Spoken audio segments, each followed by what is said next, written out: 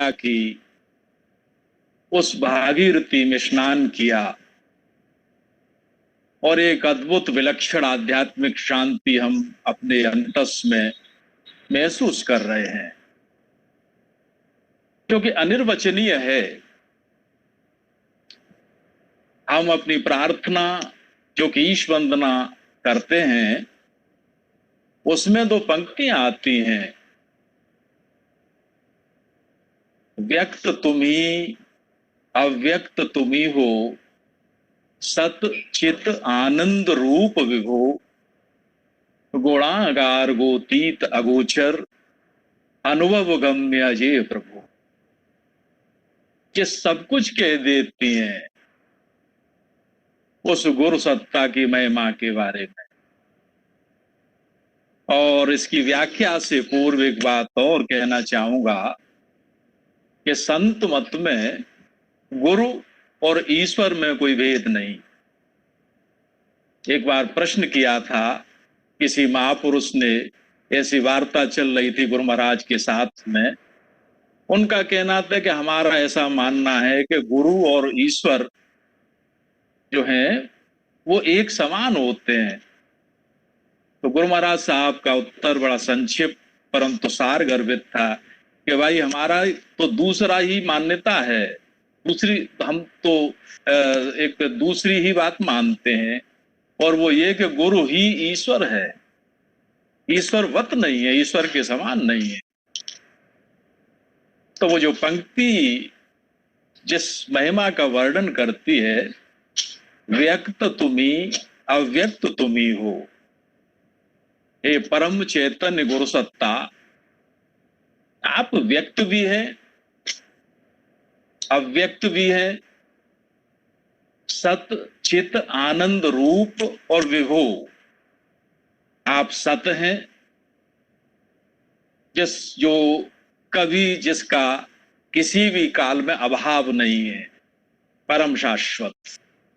चित ज्ञान की परिष्कृत अवस्था जिसे हम बोध कहते हैं, चित। और आनंद प्रेम का अगाध सिंधु आप हैं। और विभो हैं सर्वव्यापकता, सर्वत्रता। व्यक्त तुम्ही अव्यक्त तुम्ही हो, सत चित आनंद रूप विभो, गुणागार। आगार कहते भंडार को, आप गुणों के भंडार हैं। गोतीत, संस्कृत में गो अर्थात बुद्धि, बुद्धि से आप अतीत परे हैं, आपको जाना नहीं जा सकता। यतो वाचो निवर्तन्ते अप्राप्य मनसा सह, जहां पर मन सहित समस्त ज्ञानेन्द्रियां थक हार कर वापस आ जाती हैं, तद धाम परमम मम, वहां मेरा धाम है, तू मेरा क्या वर्णन कर सकेगा। उस गुरु सत्ता का शब्दों में क्या वर्णन किया जा सकता है, उसकी महिमा का। गोतीत, अगोचर, और इन चर्म चक्षुओं से भी वह दिखाई नहीं देता। लेकिन एक बात कही, अनुभव गम्य अजय प्रभु। आप अनुभव गम्य हैं, आप बोध गम्य हैं, आप ऐसी ज्योति हैं जो कि बस अनुभव में आती है। तो शब्दों में उनकी महिमा को शब्दों की सीमा में बांधा तो नहीं जा सकता, लेकिन हाँ कुछ बातें अवश्य हैं, यदि हम उन पर अमल कर लें तो जीवन का श्रेष्ठ प्राप्त कर जाएं। क्योंकि महापुरुषों का कहना है कि इल्म वही जिस पर अमल हो, नहीं तो सब निरर्थक। जिस पर अमल हो जाए वही इल्म है। हम आप सभी जयपुर के इस महान भंडारी पर बैठे हैं, याद आती है परम संत प्रेम मूर्ति साहब की। वैसे तो संतों का चरित्र और उनका जीवन जो है वह इतना अपरिमित समुद्र है महिमा का, कि वर्णनातीत है, अनिर्वचनीय है, लेकिन फिर भी कुछ गुण जो हैं वो हम अपने संतुष्टि के लिए, अपनी तृप्ति के लिए उनका वर्णन कर लेते हैं। उनकी दो बातें याद आती हैं, यदि उन पर अमल कर लिया जाए हम जीवन के श्रेष्ठ को प्राप्त कर जाएं। पहली चीज वो कहा करते थे कि चिंतन जो है वह प्रमुख चीज है साधना में। भले ही एक बार के लिए हमारा अभ्यास छूट जाए, वो कहते थे कोई बात नहीं, लेकिन चिंतन निरंतर बना रहे, एक अनवरत तेल की धार की तरह वह न टूटे। चिंतन, और किसका चिंतन? गुरु की चिन्मय मूर्ति। और दूसरी बात वो कहते थे अध्यात्म का व्यवहारिक पक्ष। एक उनकी पुस्तक भी अध्यात्म और व्यवहार। इन दोनों बातों पर ही आज चर्चा करेंगे। प्रथम बात, जैसा कि उन्होंने कहा कि चिंतन और गुरु की चिन्मय मूर्ति। प्रश्न उठता है कि चिन्मय और मूर्ति ये तो दोनों बड़े विरोधाभासी शब्द हैं। मूर्ति तो स्थूल होती है, आकार है। जब मूर्ति शब्द हम इस्तेमाल करते हैं तो कहीं ना कहीं आकार आ जाता है जेहन में। और चिन्मय जो है वो तो परम प्रकाश है। हाँ, एक संकेत है। गुरु कोई स्थूल शरीर नहीं है, गुरु चिन्मय है, वह प्रकाश है। और वह ऐसा प्रकाश जो कि बुद्धि को भी प्रकाशित करता है। वह सूर्य का प्रकाश नहीं है। सूर्य के प्रकाश में तो वस्तुएं प्रदर्शित होती हैं, लेकिन वह जो प्रकाश है वह सूर्य को भी प्रकाशित करता है, वह मेरी बुद्धि को भी प्रकाशित करता है। वह एक विचार है। वह प्रकाश का अर्थ ही है चिन्मय विचार। गुरु एक चिन्मय विचार है, परम प्रकाशक विचार है। उस चिंतन की तरफ इशारा है प्रेम मूर्ति परम संत डॉक्टर नरेंद्र कुमार जी महाराज का। उस प्रकाश का अवगाहन, वो चिंतन चलता रहे, अहर्निश चले, निरंतर चले। और दूसरी बात, अध्यात्म का व्यवहारिक पक्ष, सैद्धांतिक पक्ष नहीं। हम अतीत की बहुत सी बातें करते रहें, अतीत के गुणगान करते रहें, इतिहास की बहुत सी बातें कर लें, वो क्या करते थे, इससे कुछ बहुत अधिक फायदा साधक को नहीं होता। हाँ, कुछ प्रेरणा मिल सकती है, वो कहते मोटिवेशन मिल सकता है, लेकिन इससे अधिक कुछ नहीं। व्यवहारिक पक्ष अध्यात्म का, और यही परम समर्थ गुरु महाराज साहब ने, परम भागवत परम पूज्य पंडित जी महाराज ने ये करके दिखाया। अध्यात्म का व्यवहारिक पक्ष, अमल। अभी आप ध्यान से पूर्व पूज्य वर्ष से बड़ी सुंदर बात सुन रहे थे कि ये भंडारे जो हैं ये यज्ञ हैं, आत्मयज्ञ। थोड़ा सा विचार करें, क्योंकि महापुरुषों वो महापुरुष जो है, जो गुरु है, वो चिन्मय विचार है। हम विचार करें, मनन करें। हमारा जो सत्संग है उसकी प्रासंगिकता वर्तमान समय में गुरु महाराज की वह जो विचारधारा, उनका दर्शन, वह इस समय में कितना प्रासंगिक है, उसकी कितनी उपादेयता है, कितनी उपयोगिता है। विशेषकर जो नवयुवक हैं, पुराने भाई तो सभी साधना में काफी आगे बढ़े हुए हैं, लेकिन वे नवयुवक और नए लोग जो जुड़े हुए हैं वे जानना चाहते हैं। और आज के इस समय में कितना भयानक परिदृश्य, वैश्विक महामारी, हृदय में एक अज्ञात भय, आशंका, अवसाद, दुख, शोक का वातावरण, हर व्यक्ति दुखित है। ऐसे में गुरु महाराज साहब के उस परम चिन्मय प्रकाश की, उस विचारधारा की कितनी उपादेयता है।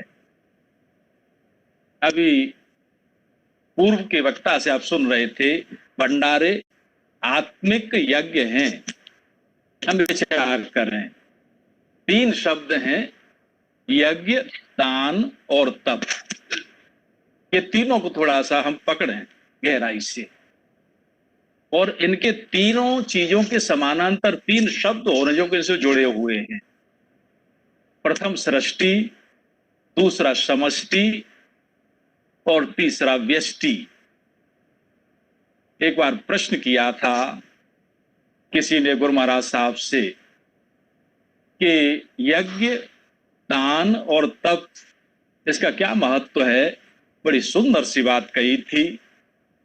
उन्होंने कहा था कि यज्ञ से सृष्टि की सुरक्षा होती है, दान से समष्टि की सुरक्षा होती है, और तप से व्यष्टि वह परिमार्जित होता है।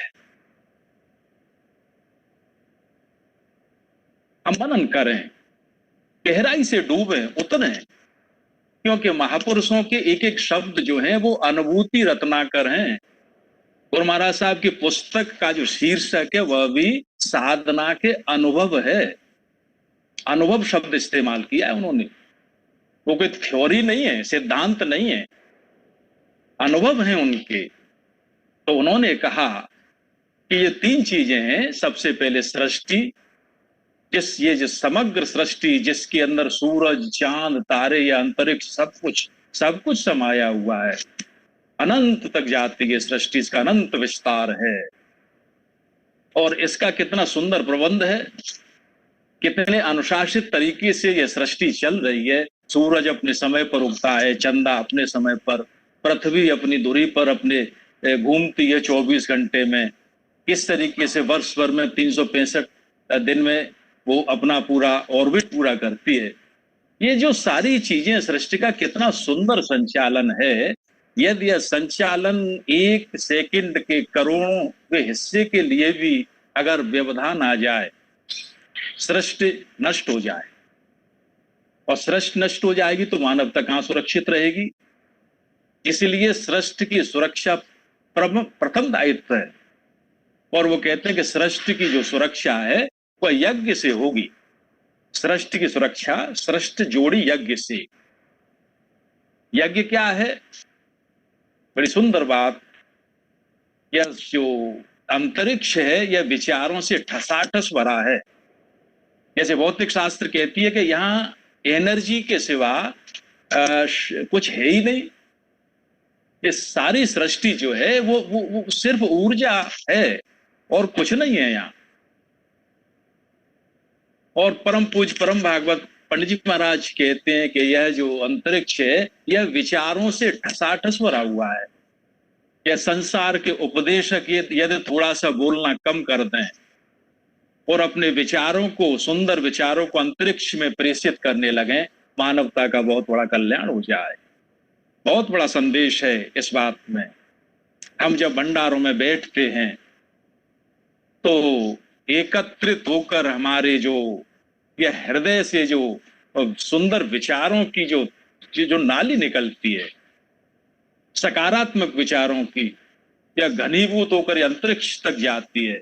न सिर्फ मेरे भीतर के चिदाकाश में यह कंपन उत्पन्न करती है, बल्कि अंतरिक्ष में जाकर से शुद्ध करती है। सृष्टि शुद्ध होती है, वातावरण शुद्ध होता है, एक तरंगित हो जाता है वातावरण। ये भंडारे व ज्ञान यज्ञ हैं। तो यज्ञ से सुरक्षा सृष्टि की। उसके बाद उन्होंने कहा कि सृष्टि की सुरक्षा तो यज्ञ से हो गई। अब समष्टि माने समाज, मनुष्यों का समूह, इसकी सुरक्षा कैसे हो। तो उन्होंने कहा दान। दान का दूसरा अर्थ सेवा भी है। वो कहा करते थे कि ईश्वर को यदि सबसे ज्यादा सरल तरीका है प्रसन्न करने का तो वो एक ही है, और वो है सेवा। तुम किसी दीन की दुखिया की सेवा कर लो, वह उससे अतिशीघ्र प्रसन्न होते हैं। अनेक उदाहरण है।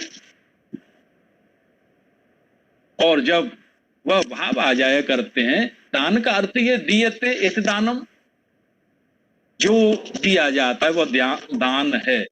यह तो उसकी शाब्दिक परिभाषा हुई। लेकिन गहराई से विचार करें तो जिनके पास जो चीज नहीं है, जो जिससे वंचित हैं, और जिनके पास जो है वह उसे दें। और सबसे बड़ा जो दान है, ये जो धन का दान, वस्तुओं का दान तो ठीक है, बड़ा साधारण सी बात है, लेकिन जो सबसे ज्यादा उत्कृष्ट दान है वह है विचारों का।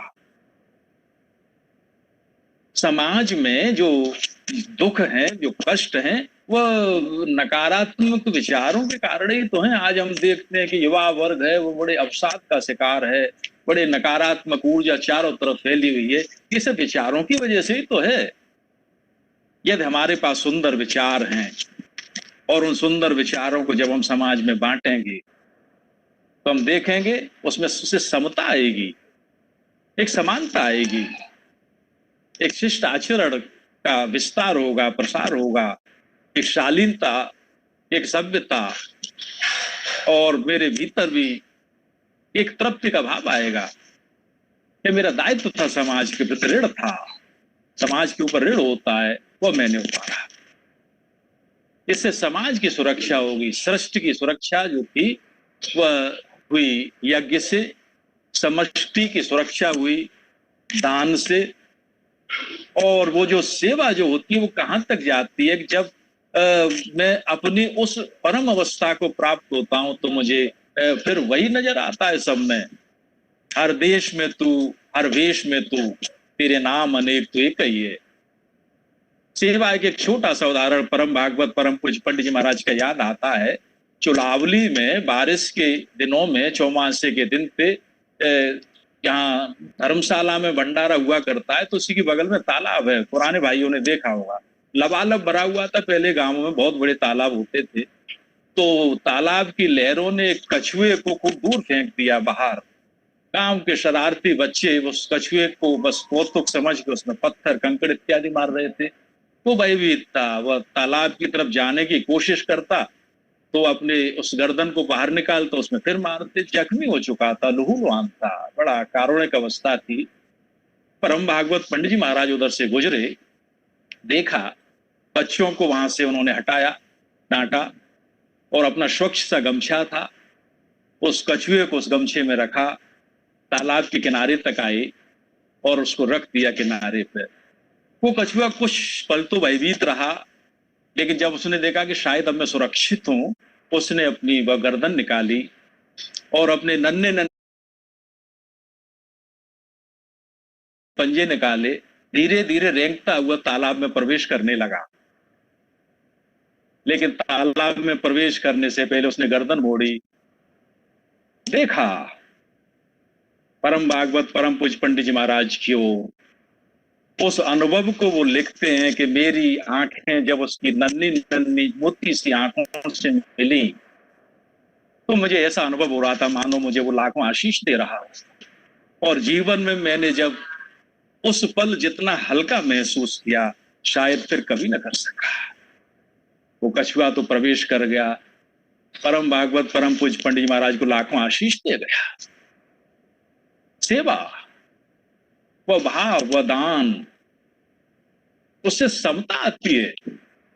सृष्टि जो है, सृष्टि की सुरक्षा यदि यज्ञ से, इन आध्यात्मिक यज्ञ से होती है, तो समष्टि या समाज के अंदर जो समता आती है वो दान से। अब तीसरी स्थिति भी व्यष्टि, व्यक्ति। इसके लिए क्या गुरु महाराज साहब कहते हैं, तप। इलाहाबाद विश्वविद्यालय में गुरु महाराज साहब गए हुए थे, तो सन 42 से भी पहले की बात है, आजादी के दिन आंदोलन चारों तरफ थे ही। तो वहां के प्राध्यापक थे, प्रोफेसर थे। प्रश्न किया था कि आपकी जो संस्था है उसका योगदान आजादी की जंग के लिए क्या है, स्वतंत्रता संग्राम के लिए क्या समाज में आप कर रहे हैं। तो उन्होंने एक बात कही थी कि भाई, प्रत्येक व्यक्ति, जैसे कि शरीर में कोशिका होती है, सेल होती है, तो हम प्रत्येक व्यक्ति पर ध्यान देते हैं। प्रत्येक व्यक्ति जो है वो इकाई है, हम इकाई पर ध्यान देते हैं और दे रहे हैं। और इकाई या व्यष्टि की जो उत्थान है वो तप से होगा, तपश्चर्या संस्कृत का शब्द है जिसका अर्थ है सुखाना। उनका जो इशारा था, तो मानसिक तप से था। व्यक्ति जो उत्थान और ऊंचाई पर पहुंचता है उसके लिए आवश्यक है मानसिक तप, उपासना। और वो क्या है? वो क्या करते थे कि जीवन जो है वह चार भागों में, उसकी अवस्थाएं चार भागों में बांटा शास्त्रों ने। सबसे पहले जागृति, द्वितीय स्वप्न, तीसरी सुषुप्ति और चौथी तुरीय। ये चार अवस्थाएं हैं। हम देखते हैं कि व्यक्ति स्थूल रूप में जागृत में रहता है, उसके बाद में उसे नींद चाहिए, क्योंकि बड़ा बेशकीमती चीज है, उसके बिना वह दूसरे दिन काम कर नहीं सकेगा। बड़ी सरल सी बात है। तो एकदम से तो सो नहीं जाता, वह स्वप्न आते हैं, आंखें बंद हैं, लेकिन दिन भर के खेल तमाशे बस उसके अंतस में दिखने लगे, पलकें बंद हैं। तीसरी स्थिति है कि वह सब शांत होता चला जाता है, वह सुषुप्ति में, डीप स्लीप, गाढ़ निद्रा में प्रवेश कर जाता है। ये तीन अवस्थाएं तो चला करती हैं, लेकिन जब मानसिक तत्व उपासना के क्षेत्र में प्रवेश करता है, अपने कामिल मुर्शिद के सन्मुख बैठकर, किसी समर्थ गुरु के समक्ष बैठकर जब व्यक्ति उसकी तवज्जो लेना प्रारंभ करता है, तो वह जो स्थिति आती है, प्रथम वो जागरण, द्वितीय धीरे धीरे करके जो ध्यान की क्रिया आपने सबने की, एकदम से ध्यान नहीं लगा, वह स्वप्न जैसी कुछ कुछ अवस्थाएं हैं। कुछ विचार आते चले गए, धीरे धीरे करके विचार शांत हुए, मैं गहरी सुषुप्ति की अवस्था में चला गया। या वही स्थिति जैसे कि उन्होंने कहा मांडूक्य उपनिषद में गुरु महाराज साहब बड़ी गहरे ले जाते हैं कि वह जो प्रथम अवस्था थी वह वैश्वानर थी, ओम ओम की जो अवस्था थी वह थी वैश्वानर। दूसरी वो जो अवस्था थी, जो स्वप्न अवस्था थी, वह उसकी थी प्राज्ञ। और तीसरी जो स्थिति थी तेजस म, जो वो थी जो तेजस स्थिति थी, और अंत में प्राज्ञ ओम ओम। और चौथी जो अवस्था आती है जो कि वर्णन से परे है, वह अवस्था है तुरीय अवस्था।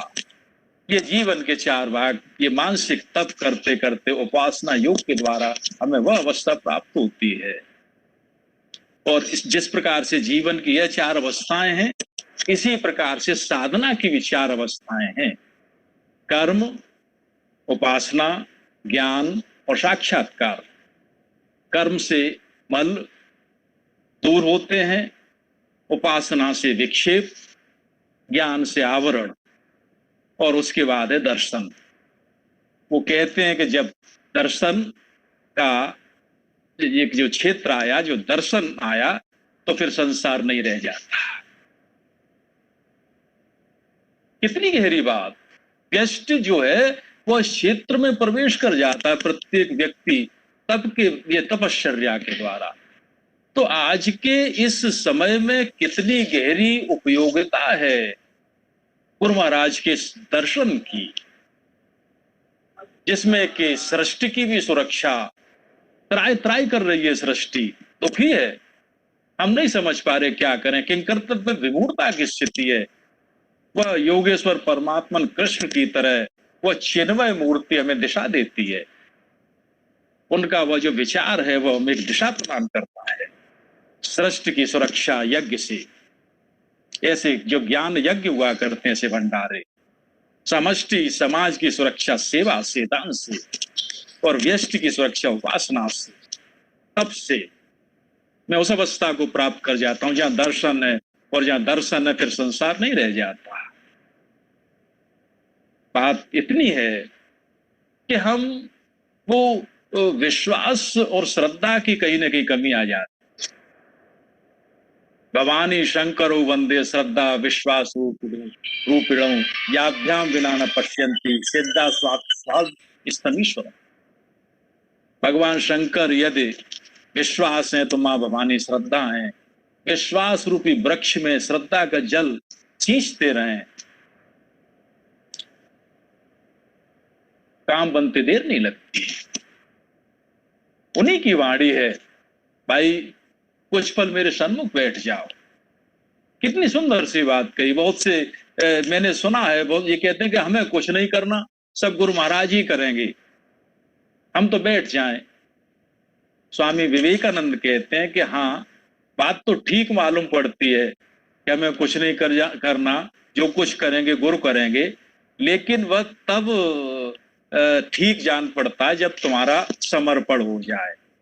क्या वह हुआ? क्या तुम्हारा समर्पण हुआ?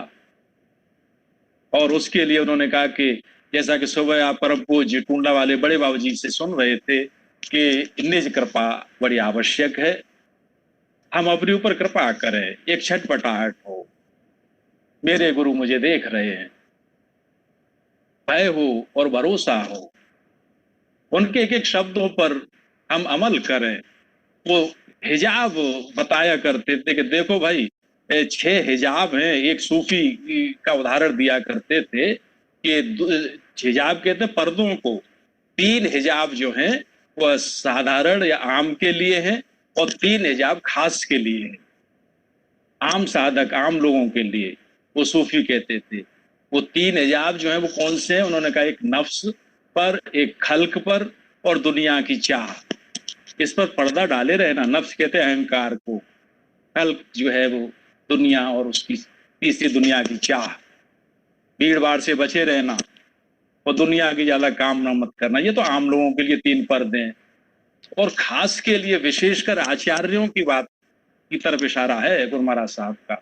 वो कहते हैं कि वो जो पर्दे हैं वो हैं 3 बड़े सुंदर से। सबसे पहले तो अपनी इबादत, दूसरा सबाब और तीसरा करामात। अपनी इबादत पूजा पर पर्दा डाले रखना, प्रदर्शित मत करना, बड़ा छुपा के रखना। दूसरी, तुम्हारी अवस्था कहां तक पहुंची है उस पर पर्दा पड़ा रहे। तुम खुद भी कभी उसको नापने की कोशिश मत करना कि मैं कहां तक अपनी साधना में तरक्की कर गया, ये गुरु जान है। और तीसरा, इस मार्ग पर चलने वालों का रिद्धियां सिद्धियां स्वागत करती है। जैसा कि परम भागवत पूज्य पंडित महाराज कहते हैं, तो करामातें मिलेंगी, तुम उन पर भी पर्दा डाले रखना, बस तुम उस स्थान पर पहुंच जाओगे। वो कहते थे कि जो इतने पर भी अपने गुरु के चरणों को देखते चले गए, वो वहां पर पहुंचे जहां पर के अच्छे अच्छे योगी और रिद्ध सिद्ध नहीं पहुंच सकते। लेकिन हम से यह हो नहीं पाता। हम अमल करें, जैसा कि प्रेम मूर्ति साहब कहा करते थे कि अध्यात्म का व्यवहारिक पक्ष है, उसकी तरफ देखें। हम चिंतन करते रहे उनके विचारों का। सिर्फ वर्णन भर से काम नहीं चलेगा, खाली अब इतिहास को दोहराते रहे उससे भी काम नहीं चलेगा। और दूसरा, जो कुछ वो उनकी कृपा है, उनका विरध है, वो कृपा कर देते हैं। यह जो विशाल वृक्ष है सत्संग का, यह उनकी शिगुनी उंगली के उस पर टिका हुआ ये गोवर्धन। जैसे कि भगवान कृष्ण ने अन्य ग्वाल वालों को, गोपों को खड़ा कर लिया था कि भाई तुम भी अपनी अपनी लाठी टेक लो। तो अगर उन ग्वाल वालों को यह अभिमान हो जाए कि हमारा बल लगा हुआ है इस गोवर्धन को, इसको ऊपर टांगने में, ऐसा नहीं है। वो तो उन्होंने मान रख लिया था उनका, बाकी उनकी छोटी उंगली पर ही यह गोवर्धन टिका हुआ है। इस बात का विशेष ध्यान रखें हम सभी लोग। और दूसरा, हम अपने गुरु को आगे रखें। मुझे एक बड़ी छोटी पूज्य केसी श्रीवास्तव चाचा जी ने बतलाई थी कि कानपुर के भंडारा प्रारंभ ही होना था, तो उन्हें कानपुर के कुछ भाई ले गए थे। सन 50 से 60 की बात होगी, मुझे विस्मरण हो रहा है। तो वो टूंडला गए, परम पूज्य पंडित महाराज ने कहा अरे खूब आए। वो तो बड़ा माँ की तरह ममत्व तो था, कहना ही क्या था, स्वागत किया करते थे। और बस भोजन कराया आंगन में। उसके बाद में फिर निवेदन किया कि कानपुर आप पधारे, सबका बड़ा आग्रह है। गंभीर हो गए, बोले भाई मैं आऊंगा तो अवश्य, लेकिन एक बात का विशेष ध्यान रखना कि कुछ विशेष आयोजन और कुछ ज्यादा कुछ प्रदर्शन न हो करना। कुछ ऐसा न हो कि लोग बाग मुझे जाने, बल्कि कुछ ऐसा करना कि लोग गुरु महाराज को जाने, न कि मुझे। हम आकलन करें, वरिष्ठ लोग, क्या वह भाव हमारे अंदर हैं? कहीं ऐसा तो भावना नहीं आ गई कि लोग मुझे जाने, गुरु महाराज को जाने न जाने कोई बात नहीं, मुझे अवश्य जाने। कहीं ऐसा ना आ जाए।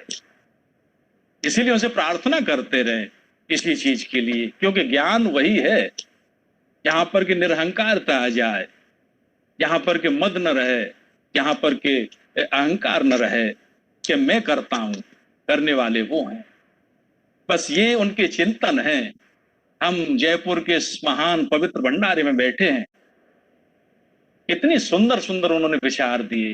तो वही जो दो शब्द प्रेम मूर्ति परम संत डॉक्टर नरेंद्र कुमार जी महाराज ने हम आप सबको ये जैसे अंग्रेजी भाषा में क्लू दिए, इनको पकड़ लें, हम जीवन के श्रेष्ठ को प्राप्त कर जाएंगे। प्रथम चिंतन गुरु की चिन्मय मूर्ति का। चिन्मय मूर्ति का अर्थ है विचार, परम प्रकाशक विचार, गुरु प्रकाशित विचार के रूप में सदैव मेरे वो सर्वज्ञ है और वह सर्वत्र है। बस ये भाव आ जाए, वो सर्वज्ञ, सब जानता है, सर्वज्ञ और सर्वत्र है, फिर कुछ कहना सुनना शेष नहीं रह जाता। सबसे पहली बात। और दूसरा अध्यात्म का व्यवहारिक पक्ष। और जैसा कि गुरु महाराज साहब ने कहा कि यज्ञ, दान और दृष्टि और व्यष्टि की सुरक्षा होती रहेगी और हम अंत में जीवन के श्रेष्ठ को प्राप्त कर जाएंगे। आइए आज के इस आत्मिक यज्ञ में हम आप सभी ने शिरकत की, सभी बैठे, उन्हीं की उपस्थिति है, वह हमारे चिदाकाश में और इस समस्त ब्रह्मांड में उनकी विभुता हम आप सभी अनुभव कर रहे हैं। परम समर्थ गुरु महाराज, जगत जननी जी माँ, परम भागवत परम पूज्य पंडित जी महाराज, नवनीत हृदय परम संत डॉक्टर ब्रजेंद्र कुमार जी महाराज, योग पुरुष परम संत हेमंत कुमार जी महाराज, प्रिय मूर्ति साहब, वर्तमान समस्त महापुरुष और मोक्ष आत्माएं सभी हमें आशीर्वाद दे रही हैं। इन शक्ति उपासना के दिवस में इन आशीर्वादों को हम ग्रहण करें और उनसे प्रार्थना करें, हम सब पर दया करें ताकि हम जीवन के श्रेष्ठ को प्राप्त कर जाएं। आपके श्री चरणों में बारंबार